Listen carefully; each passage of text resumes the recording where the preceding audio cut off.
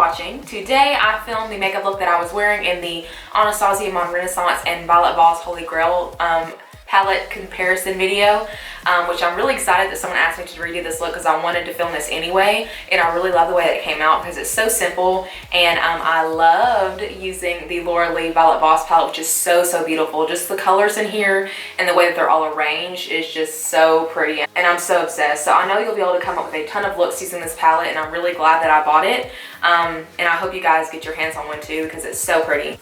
But I literally did the exact same look that I was wearing in that video. Same lip color, same lashes, everything. So of course, if you wanted to change out the lip color, you wanted to change out the lashes, no lashes at all, that's totally up to you. It's always fun to tweak makeup tutorials just a little bit to your liking. So anyway, I hope you guys enjoyed this tutorial. Thank you so much for watching, and I will see you guys in my next video.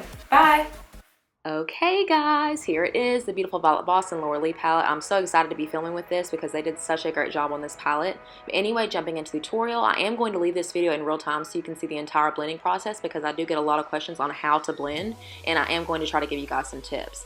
So I'm going to take the shade Priss Pot as my transition shade and apply that into my crease with my Sigma E40. And a transition shade is just really important because it's going to be the base for all your shadows. So you want to start with lighter shades and work your way up to the darker shades, and this is really important because the less contrast in between all the shades that you use, the more blended and seamless it's going to look. For instance, you wouldn't use a black eyeshadow without going in with a dark brown first, and then even before that dark brown, using a light brown before that, just because everything is going to look much more blended that way. So now I'm taking Momma Bird, which as you can see is just a few shades darker than Priss Pot, and I'm just going to start working that into my crease as well. You don't really have to be too precise with this because these shades are so light and so close to my skin tone, but you do want to make sure that you're blending very well with windshield wiper motions, just so you do have a very seamless look and nothing is too patchy. Okay, so now we're going to start working on intensifying this look, so we're going to jump to the outer V, and I'm going to take the shade Alabama and Whiskers from the palette and mix those two together on my Sigma E25 brush. This brush is smaller than the E40 and it's just more precise, so you're going to get into the smaller areas with this brush. Now what you're going to see me do is place the color on my lid and then start blending it down. So basically I'm going to pat it on and then start blending. And what this is going to do is give you more control over the color, especially if you're a beginner. I know you can kind of get in there and just start smudging stuff around, but this is going to give you more precision when you're applying it if you lay the color down first and then start blending it out. Okay, so as I said before, we're going to want to start with shades that are similar in contrast. So I'm going to take the shade Raga Muffin, which is just a few shades darker than Momma Bird and Priss Pot, and start applying that into my crease with windshield wiper motions, making sure that everything is blended. A good tip for a beginner is also, instead of just dipping your brush straight down into the eyeshadow, kind of dip it at an angle. That way there will be product on only half of the brush, and then you know exactly where you're applying it into your crease in case you're worried about getting too messy or getting it too high up in your crease. This is just going to ensure that you know how much product is actually on your brush and where you're placing it.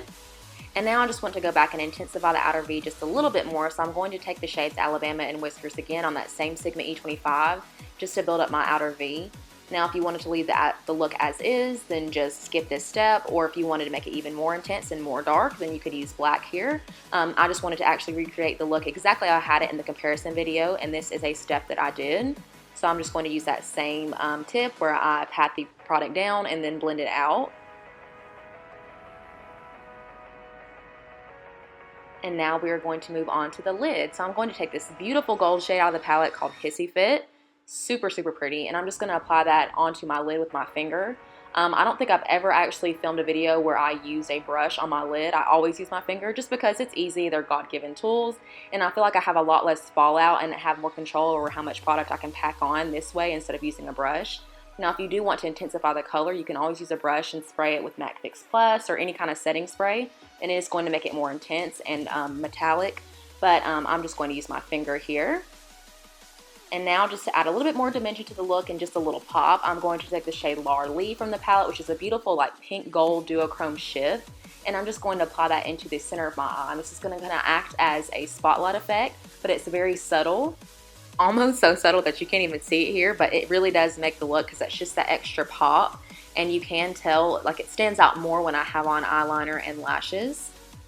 But I'm just going to continue to build that up to the intensity that I want.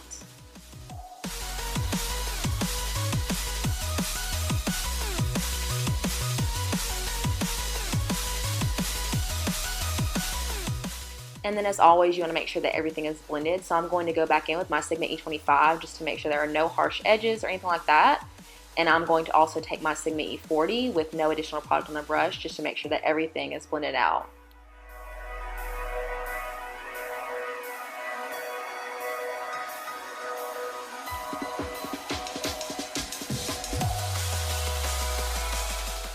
Now we're almost done with the eyes, so I'm just going to take the shade Raga Muffin on a pencil brush, and I'm just going to blend that out on my lower lash line.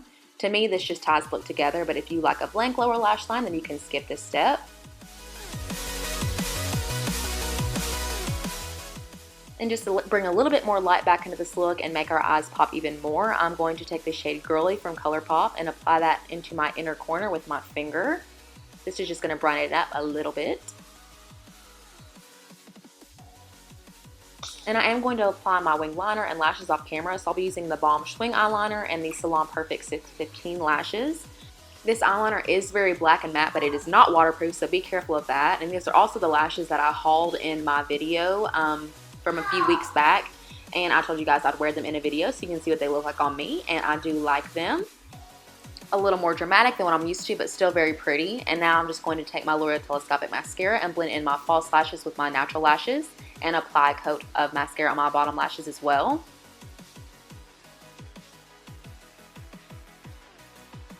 And now moving on to the lips to complete this look, I'm going to take the shade Serenity from Gerard Cosmetics, which is super pretty. It's just a more muted version of Jeffree Star Rose Madder, which is also very pretty.